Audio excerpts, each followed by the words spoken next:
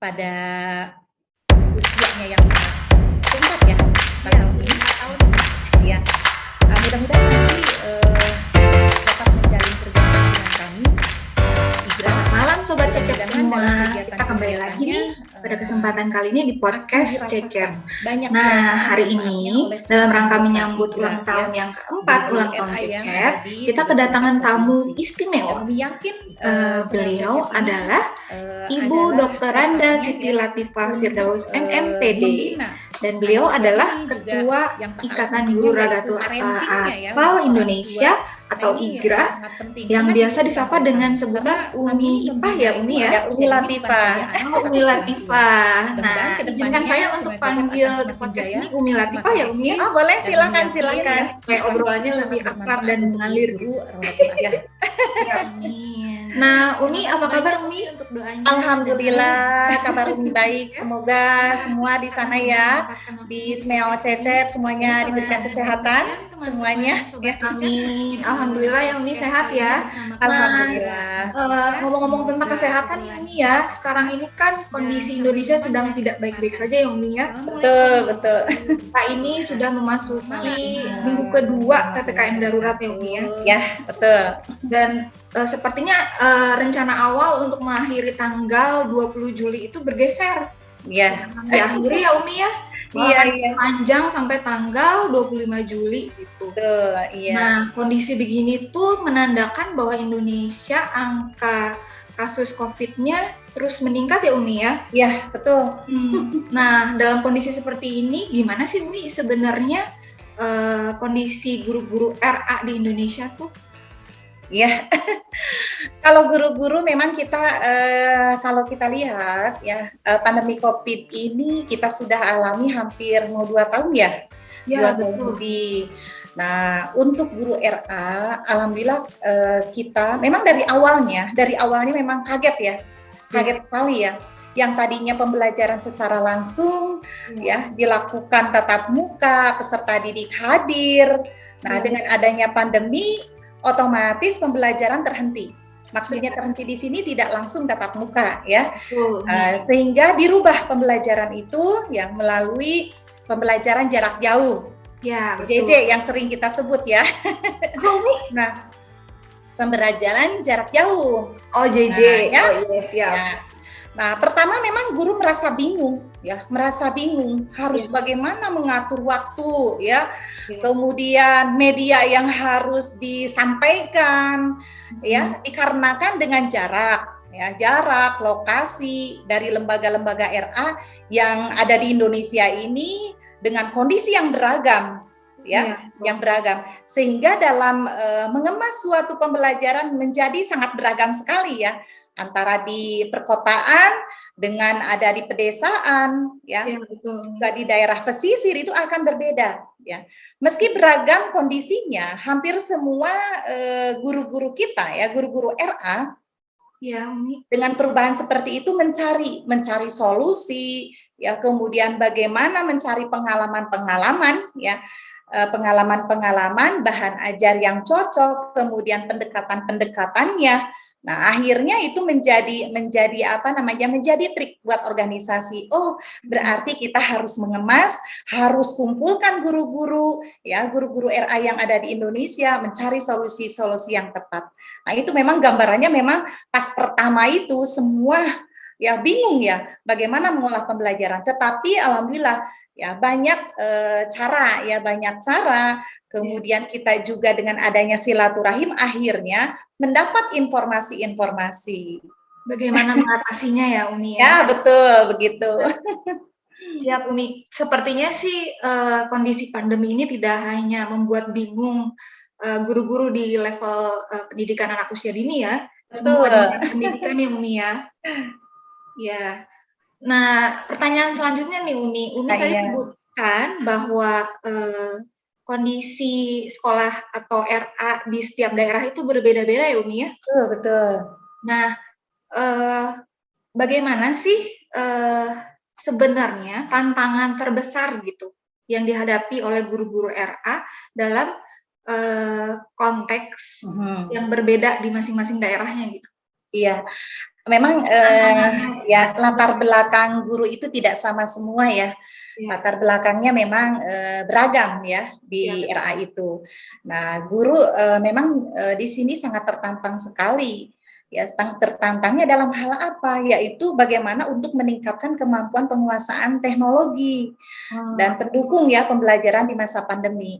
Karena memang untuk di masa pandemi ini ya pembelajaran mau tidak mau guru harus menguasai IT ya. Ya, setuju. Kemudian guru dan lembaga juga mungkin ya yang ada di pelosok, dan Umi juga merasakan karena Umi mempunyai lembaga juga ya, Ya, mencari solusi-solusi yang efektif dan ya, efisien ya ya, dalam mengatasi tantangan pembelajaran di masa pandemi.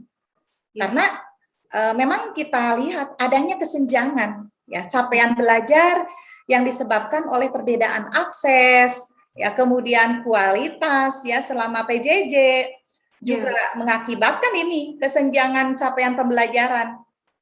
Anak Kesenjangan yang fasilitas biasanya ya di Umi anak ya. madrasah itu ya, guru itu semua aspek pembelajaran itu bisa tersampaikan. Nah, disinilah guru merasa tertantang bagaimana mengemas pembelajaran jarak jauh. Ya, Karena secara garis besar ya, pembelajaran dalam PJJ ini harus didukung, yang pertama didukung oleh profesional ya, di ya, mana guru harus mempunyai kompetensi ya. Orang tua pun di sini harus peduli. Ya, jadi bukan tugas guru saja. Nah, orang tua pun harus peduli. ya, Kemudian didukung dari emosional. Di sini harus adanya kesabaran guru ya, adanya rasa syukur juga. Jadi syukurnya berarti guru banyak belajar. Kemudian tawakal memang harus ada ya. Ini didukung oleh emosional, itu harus ada, harus ditanamkan oleh guru. Kemudian dari dukungan teknis juga. Ya, ya, sarana dari prasarananya tidak semua orang tua mempunyai laptop atau HP-nya yang bisa akses. Nah, ya. ini apa namanya tantangan yang dihadapi ya selama situasi pandemi ini. Tapi alhamdulillah dengan berjalannya waktu, berjalannya kita ya udah 2 tahun ini, akhirnya bisa terlalui dengan baik. Nah, disinilah kita lihat ternyata guru-guru khususnya guru RA ya, Raudatul Atfal, sangat bersemangat sekali. Yang tadinya tidak mengetahui ya teknologi, sekarang jadi pintar dia ya. Oh, Alhamdulillah mengemas pembelajaran melalui IT-nya sudah hebat-hebat sekarang. Jadi alhamdulillah ya iya, Umi ya. jadi alhamdulillah sekarang banyak ya guru-guru RA yang sudah terbiasa Melek memberikan teknologi. pembelajaran jarak jauh. Nah, Umi bisa diceritain lebih detail nggak bagaimana sih proses pembelajaran yang dilalui oleh guru-guru RA gitu, supaya menjadi guru yang melek teknologi? Nah, gini ya. Jadi memang apa namanya kendala pertama memang guru tidak mengetahui. Nah, akhirnya kita melalui organisasi berupaya supaya guru paham bagaimana pembelajaran lewat IT ya, lewat teknologi. Nah, kita pun melalui webinar ya dengan orang tua, walaupun hanya Zoom kecil-kecilan. Nah, alhamdulillah ya, dengan media seperti itu bisa komunikasi dengan orang tua, bisa Ya, melihat perkembangan anak ya.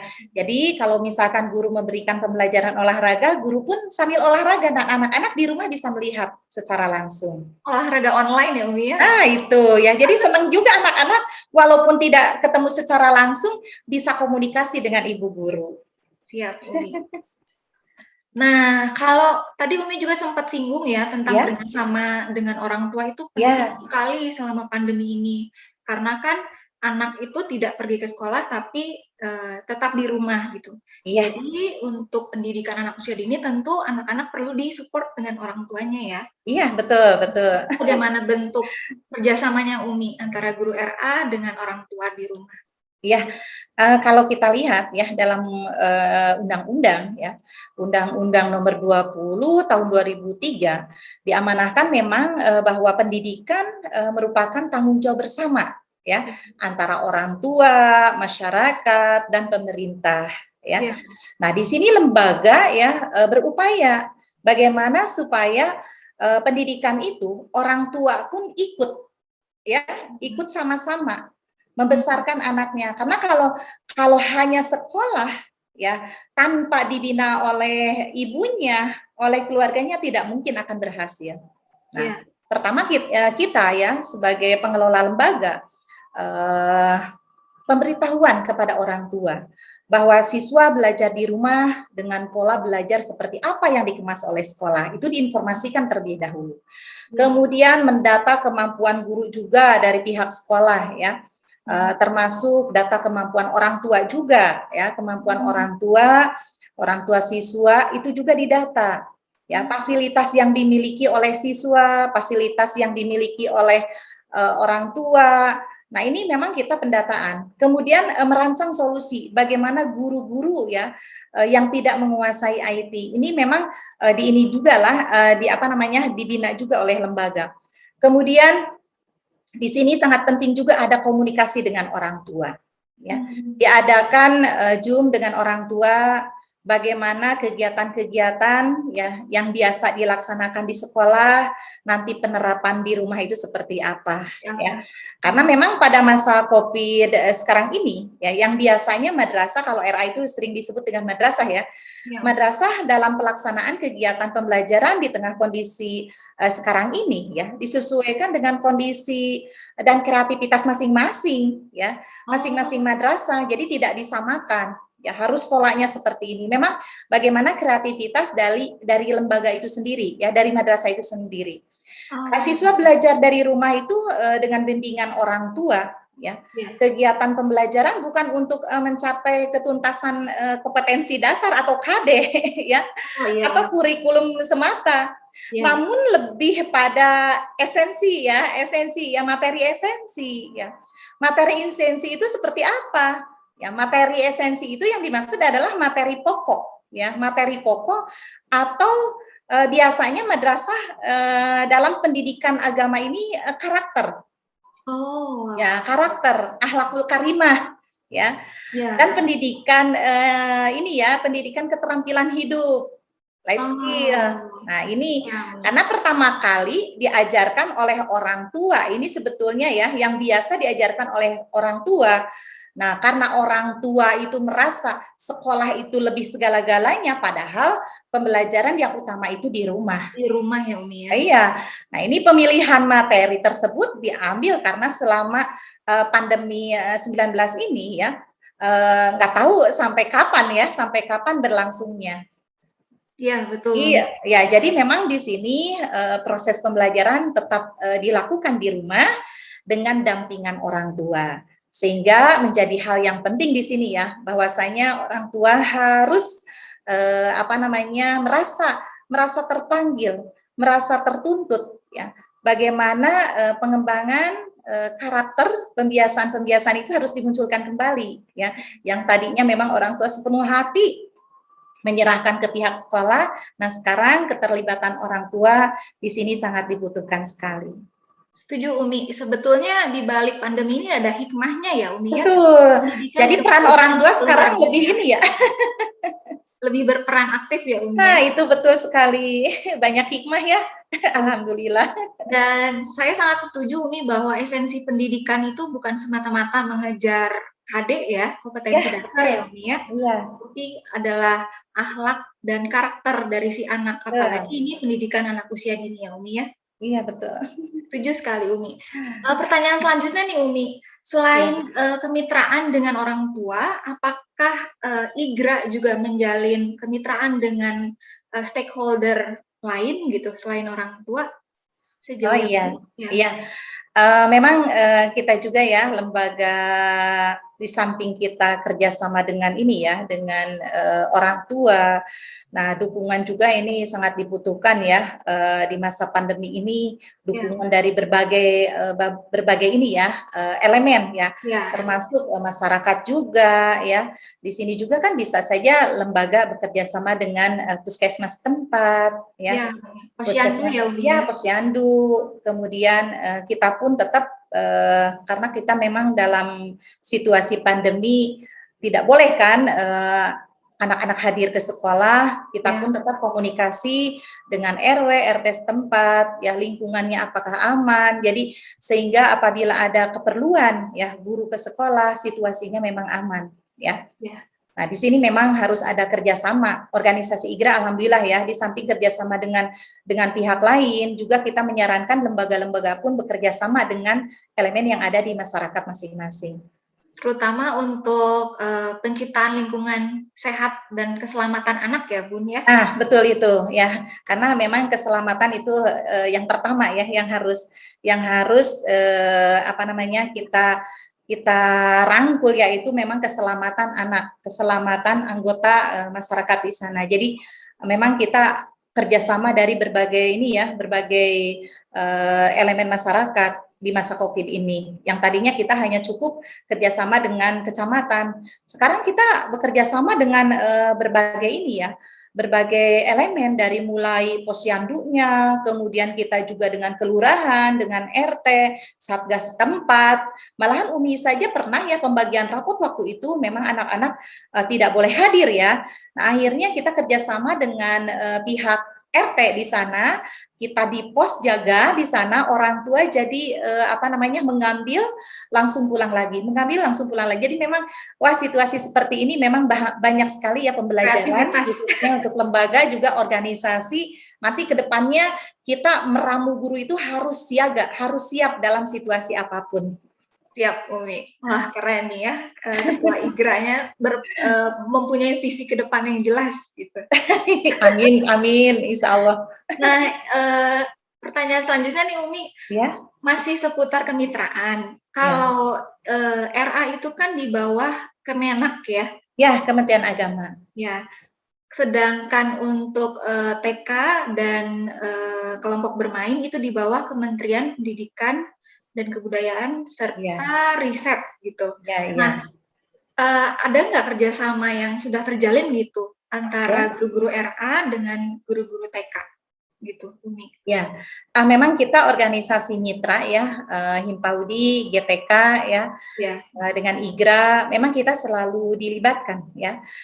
Memang IGRA juga selalu dalam kiprahnya itu kami selalu mengupayakan mencari jejaring-jejaring kemitraan ya, khususnya untuk pengembangan potensi guru, siswa RA ya. Kemudian untuk memberikan pemahaman juga kepada orang tua betapa pentingnya pendidikan untuk anak usia dini. Nah, ini kita selalu mencari solusi-solusi dan jejaring-jejaring bagaimana kemitraan ya. Alhamdulillah kita sudah kerjasama juga ya, kerjasama dengan Direktorat PAUD ya. Kemudian kita juga kerjasama dengan Kesga Kemenkes ya, melalui pembinaan, pelatihan yang insya Allah lewat webinar, insya Allah nanti kita juga ada program-program untuk kesehatan ya, program kesehatan untuk anak usia dini. Nah, mudah-mudahan nanti suatu saat juga ya, mungkin mulai hari ini mudah-mudahan Semeo Cecep juga ada program yang bisa dikerjasamakan dengan kami. Ya. Nah, itu tujuan pertanyaannya, Umi.